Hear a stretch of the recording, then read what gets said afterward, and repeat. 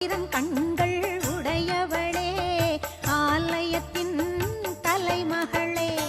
கடை கண்ணாலே பார்த்தருள்வாய் காலம் எல்லாம் காத்தருள்வாய் கடை கண்ணாலே பார்த்தருள்வாய் காலம் எல்லாம் காத்தருள்வாய் தாயே கருமாரி எங்கள் தாயே கருமாரி